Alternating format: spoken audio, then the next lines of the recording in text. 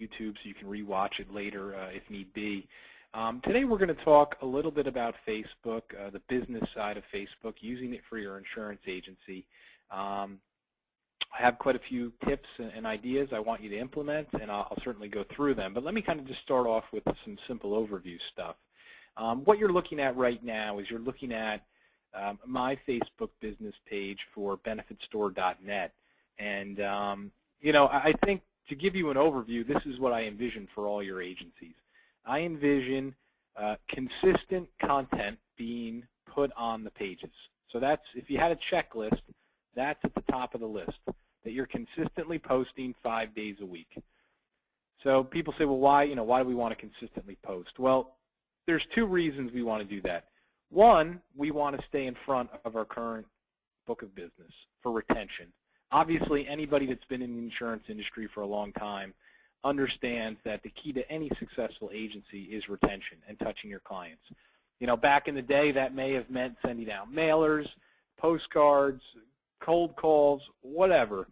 My point is, in 2014, the reason we use Facebook is because we know statistically a high percentage of people actually pay attention to it. That there is the only reason Facebook has any value to our insurance agencies. And as most of you guys know, I've kind of gone on record, I personally don't like Facebook. It kind of creeps me out a little bit. I'm a very private person. On the flip side, I probably use it 4 or 5 hours a day because I understand entrepreneurially, it gives me a chance. It gives me a chance to get paid attention to. So in layman's terms, goal number one is obviously to set up a page for your insurance agency. And for most of you, I've probably already done that for you. Step number two is to go out to your current client base and to try to get 50% of them to come to your Facebook business page and to click this like button right here. And hopefully you guys can see it. This like button is kind of like the opt-in button. When somebody comes to your page and they click that like button, they then become part of this number right here. And I don't know why I have this pop-up. Sorry, guys. They then become part of this number. So you'll see I have 2,050 likes. Those are the amount of people that have come here and clicked my like button. Once they click that like button, they then are going to receive the content you post. So where do they receive it? Well, they receive it on their feed. So if I click on home, and let me try to get rid of all the drawings for us here. You can see the feed of things. So if they like benefitstore.net, when I post, it's going to show up on their feed. So that being said, the goal is to get as many of our current clients as possible to like our page so they become part of the distribution. Most common thing I hear from people, well, wait a minute, Ken, I don't really, retention's great, blah, blah, blah. At the end of the day, I want to get new clients. That's what I'm after. How do I get new clients to follow me on Facebook? And the answer is you're probably not going to get very many good new clients following you. That's not how Facebook works. It's not how social media works. The way social media works is it's about viral marketing. It's about kind of like multi-layers. And this is why Facebook is a multi-billion-dollar company. So here's how it works. You get your clients to click the like button and to follow you on Facebook. You then consistently post content on the page. And when I say consistently, hopefully 5 days a week. You then get people what's called interacting with your posts. So here was a post I did the other day. It says, fast fact, the average insurance agent now has over 650 connections on LinkedIn. Okay, so this post went out to my 2,050 connections. And what happened was this one person, Parama, she clicked the like button, okay? What that means is because she clicked the like button, this post now went out to all of her friends. So if and I apologize here, I'm fooling around with these highlighters. If I click on her, I can go to her profile, and let's see here. Let me see if I can see how many friends she has. Okay, yeah, so she has 550 friends. So what that means is because she clicked like, my post went to 2,050 plus 550. So now I'm up to 2,600 people. So for you guys, my point is it makes a lot of sense to reach out to your current client base, even though that's not incredibly exciting to some extent, and then consistently post content 5 days a week with the idea of getting these people clicking like, comment, and share, because then your post goes to your clients' friends. And where do most of your referrals come from? They mostly probably come from your clients' friends. So my point is that that's kind of the model. That's the healthy model. So what that does usually is once you start to understand that, you say, wait a minute, you're telling me the whole point of this social media stuff is to post things and then to get people to try to click like, comment, or share. When you start to understand that, then it usually changes your mindset on what you want to post. And, you know, I run into tons and tons of insurance, especially the larger agencies, and their posting is very, very technical. It's very, very dry. It's very, very intense insurance. And you start to look at the posts, nobody's liking them, nobody's commenting. Long story short, nobody's paying attention. So that's the real challenge with Facebook, and that's really what separates the beginner from the expert. But I guess my point is the formula is create a page, reach out to your client base, try to get 50% of them to connect, and then start to post things that you think they're going to find interesting and they're going to pay attention to. So I kind of wrote down a few notes here on some basic setup things. I'm going to try to go through and try to help you guys with some of this marketing aspect. So the first thing you should all do is obviously get comfortable with your business page. And I'm using this gentleman, Robert, as an example. So we're at Robert's personal page. If I click here in the upper right-hand corner, I can pull up his independent agent page. Okay, so this is his business page. It's brand new. And you will see at the top here all sorts of administrative stuff.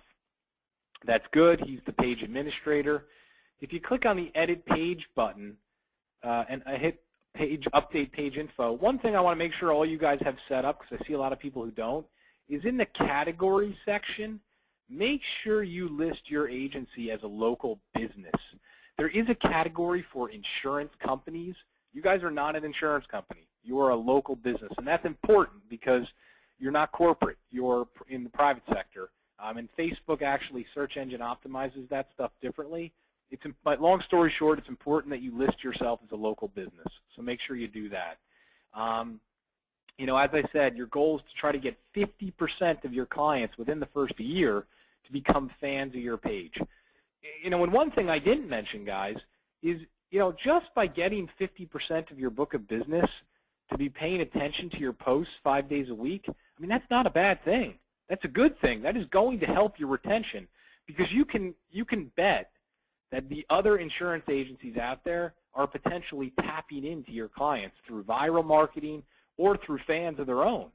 So, you know, I think one thing I find, especially with people who are beginner users or who aren't too involved, once they kind of stop, take a breath, and start to see what other insurance agencies are doing, it usually knocks them off their chair, because they start to understand how intense the competition is, how their competition is touching their clients, you know, so freely and quickly.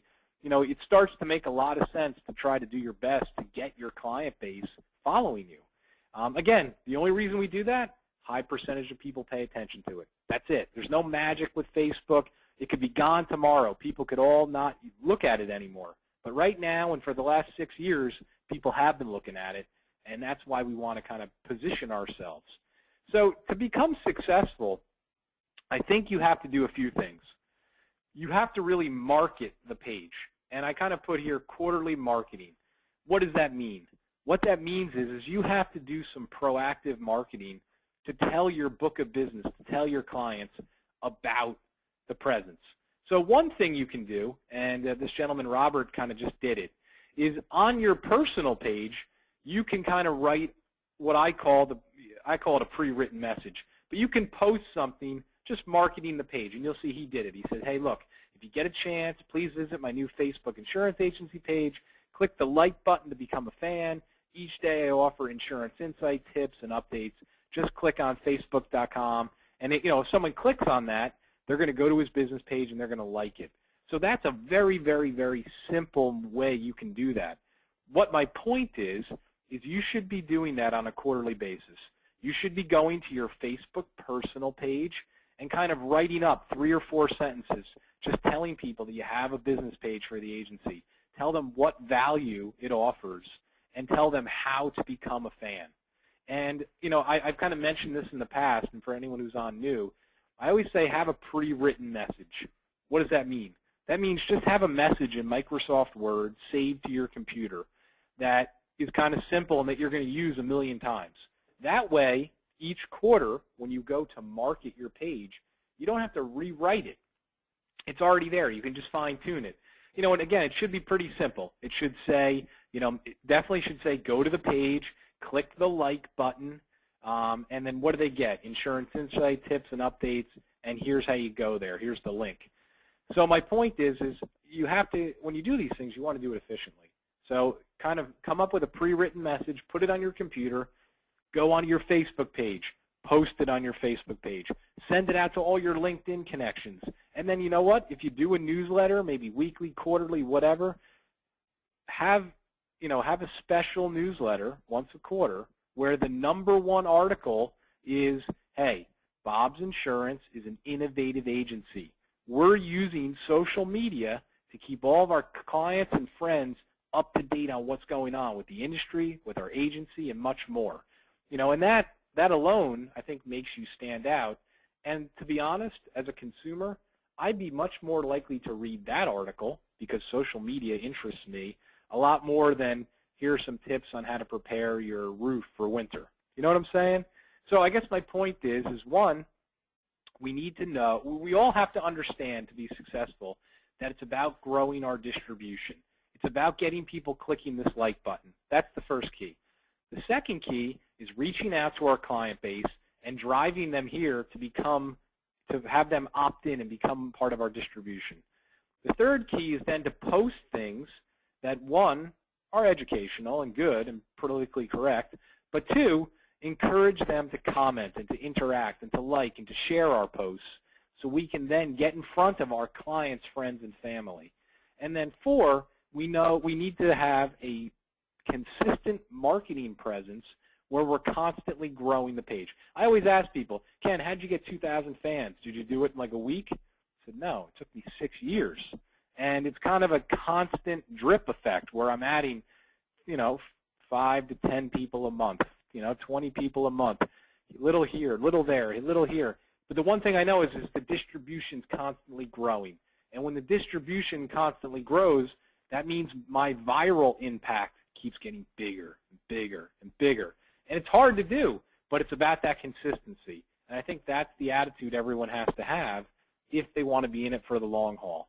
Unfortunately, this thing's been going on for a long time. So there are insurance agencies that, they're pretty good at this. I'll pull up one of them who, just won a few awards for Facebook. I mean, look, these guys have 22,000 fans. Their distribution on a daily basis is probably 6 figures. Do you think they did that overnight? No. They've been playing probably since 2006. This is year 8 for them, and they've built up this huge following, this huge distribution. They are definitely getting referrals on a daily basis from social media just because of the sheer numbers. One of my beliefs is and I'll kind of end with this, insurance is a numbers game. Nobody ever buys insurance on impulse. Very, very unlikely they do. They buy insurance begrudgingly because they have no choice or because something has happened to them in their life that puts them in a position where they need that protection, whether it's getting a new car, getting a new house, somebody dies, they have a kid, whatever. At that point, something triggers. It's a life event usually. A life event occurs that triggers them to say, okay, now I need to talk to somebody who knows what they're talking about because I need this. There's no escape for me. And my point is if you can touch enough people on a consistent basis, stay on their subconscious, and most importantly, project yourself to be an insurance expert, you got a great chance of getting that guy's call or getting the person who just had lunch with him to refer you to him, if that makes sense. And that's the whole deal with social media. It's just about touching a lot of people very efficiently, very quickly during your day, and then you can go on and do everything else you were always doing. So anyway, guys, hopefully this was